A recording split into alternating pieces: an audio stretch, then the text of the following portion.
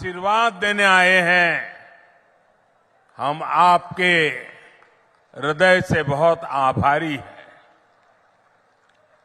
सरगुजा ने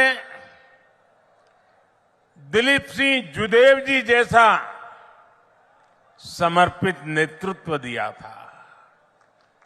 भाजपा का ऐसा ही नेतृत्व रहा है जिसने हमेशा गरीब की, शोषित, वंचित, पिछड़े, आदिवासी समाज की आकांक्षाओं को समझा है। भाजपा ने ही अटल जी के नेतृत्व में आप सभी के साथ मिलकर के छत्तीसगढ़ का निर्माण किया था। याद है ना? याद है कि भूल गए हो? जरा हाथ ऊपर करके बताइए, याद है? ये छत्तीसगढ़ अटल जी ने बनाया था, याद है? और इसलिए आज पूरा छत्तीसगढ़ कह रहा है, भाजपा ने बनाया है, भाजपा ही संवारेगी। आज हर तरफ एक ही गूंज है, भाजपा आवत है। भाजपा, भाजपा, भाजपा। साथियों, आज छत्तीसगढ़ में पहले चरण का चुनाव भी हो रहा है और अब तक जो मुझे खबर मिली है, बड़े उत्साह उमंग के साथ भारी मतदान हो रहा है। सभी मतदाताओं से मेरी अपील है कि बिना डरे, बिना हिचके मतदान अवश्य करें। ये लोकतंत्र का उत्सव है, हर नागरिक का उत्सव है। ये छत्तीसगढ़ के नए भविष्य के निर्माण का उत्सव है। इसलिए ज्यादा से ज्यादा संख्या में वोट डालकर आपको छत्तीसगढ़ में एक मजबूत सरकार बनानी है। साथियों, भारत में हमारे आदिवासी भाई बहनों की आबादी 9-10 करोड़ के आसपास है, लेकिन आजादी के बाद दशकों तक कांग्रेस के लिए आदिवासियों का कोई वजूद ही नहीं था। उन्हें उनके नसीब पे छोड़ दिया था। कांग्रेस ने कभी आपकी चिंता नहीं की, आपके बच्चों के बारे में नहीं सोचा, जबकि भाजपा ने हमेशा आदिवासी कल्याण को सर्वोच्च प्राथमिकता दी है। क्या कभी आपने भी सोचा था कि आदिवासी परिवार से निकली, गांव जंगलों में पैदा हुई, गरीब घर में पैदा हुई एक आदिवासी बेटी देश की राष्ट्रपति बनेगी? आपको गर्व हो रहा है कि नहीं हो रहा है? हर किसी को गर्व हो रहा है कि नहीं हो रहा है?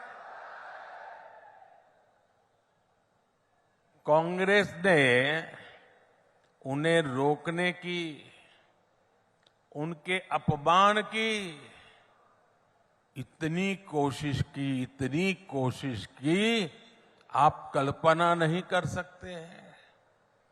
लेकिन आदिवासी समाज की बहनों को ये सम्मान भाजपा ने ही दिया है। साथियों, जब केंद्र में कांग्रेस की सरकार थी तो उसे लगता था कि आदिवासियों के लिए पैसे खर्च करना मतलब गड्ढे में पैसे डालना, बर्बाद करना, यही उनकी सोच थी। लेकिन भाजपा ने जब भी आदिवासी हितों की बात आई, सरकार का खजाना खोल दिया, तिजोरी खोल दी। दोस्तों, भाजपा ने आदिवासी समाज के लिए केंद्र सरकार का बजट, ये याद रखना भाइयों, याद रखोगे? ऐसे नहीं हाथ ऊपर करके बताइए, याद रखोगे? पक्का रखोगे?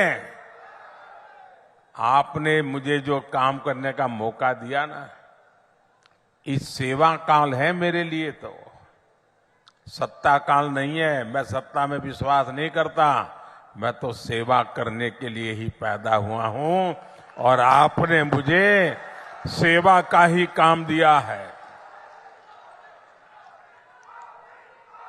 आदिवासी समाज के लिए केंद्र सरकार का बजट 5 गुना बढ़ा दिया, 5 गुना। आप खुश हैं? आप खुश हैं?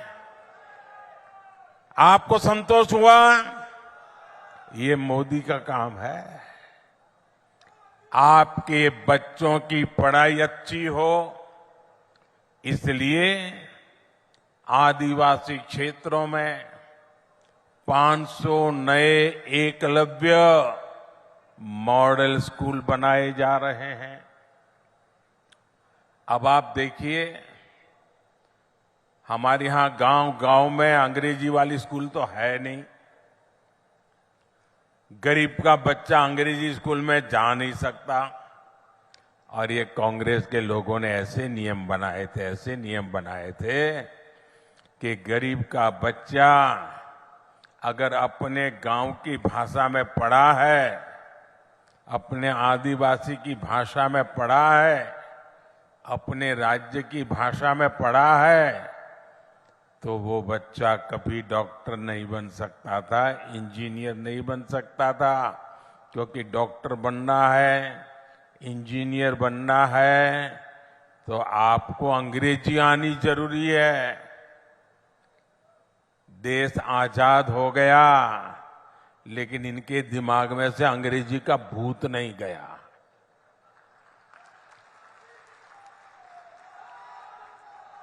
मुझे बताइए भाई, आप किसी डॉक्टर के पास जाते हो, आपके पेट में दर्द हो रहा है, सर पे दर्द हो रहा है, सीने में दर्द हो रहा है, पांव में दर्द हो रहा है, तो क्या डॉक्टर आपको अंग्रेजी में पूछता है क्या? आपकी भाषा में पूछता है कि नहीं पूछता है? आप अपनी भाषा में बताते हैं तो वो समझता है कि नहीं समझता है? तो फिर डॉक्टर बनने के लिए अंग्रेजी जरूरी है क्या? इंजीनियर बनने के लिए अंग्रेजी जरूरी है क्या? ये मोदी है जिसको आपकी तकलीफ का पता है, और इसलिए मैंने तय किया अब गरीब मां का बच्चा भी डॉक्टर बनेगा, इंजीनियर बनेगा। जिस भाषा में वो पढ़ता है उसी भाषा में डॉक्टर बनेगा, उसी भाषा में इंजीनियर बनेगा। पिछले 9 वर्षों में भाजपा सरकार आदिवासी परिवारों को लाखों नए पट्टे दे चुकी है। 9 साल पहले तक जहां 23,000 सामुदायिक पट्टे दिए गए थे, सामुदायिक पट्टे, वहीं हमने 80,000 से अधिक नए सामुदायिक पट्टे दिए हैं। और इसीलिए हर छत्तीसगढ़ी एक ही बात कहता है, भाजपा आवत है, भाजपा, भाजपा। इसलिए सरगुजा ने भी हुंकार भरी है। अब की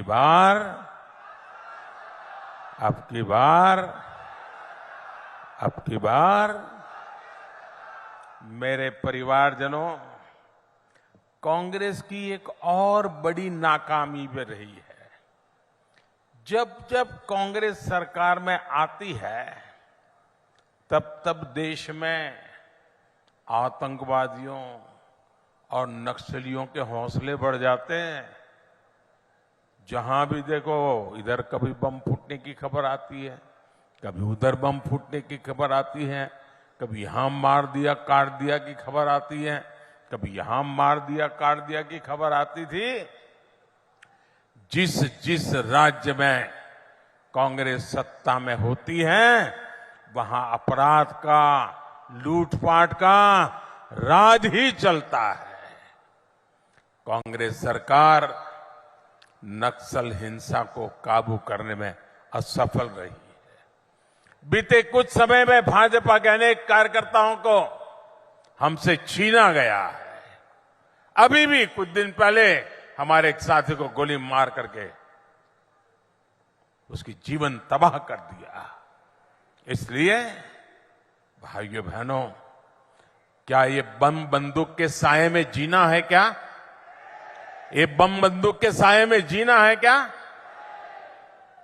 कितना ही पैसा क्यों न हो, बेटा शाम को घर न लौटे और बेटे की लाश घर पे आए, उन पैसों का क्या करेंगे हम लोग? और इसलिए भाइयों बहनों, हर किसी की सुरक्षा बहुत जरूरी है और इसलिए कांग्रेस को हटाना उतना ही जरूरी है। हटाओगे? बिल्कुल साफ कर दोगे? हर कोने में से हटाओगे? हर पोलिंग बूथ में से हटाओगे? पक्का हटाओगे? जरा पीछे वाले हाथ ऊपर करके बताइए, हटाओगे? हर पोलिंग बूथ में से हटाओगे? यहां सरगुजा संभाग में कानून व्यवस्था की क्या स्थिति है, ये आप अच्छी तरह जानते हैं। कांग्रेस सरकार में सरगुजा क्षेत्र में मानव तस्करी और नशे का कारोबार बेतहाशा बढ़ गया है।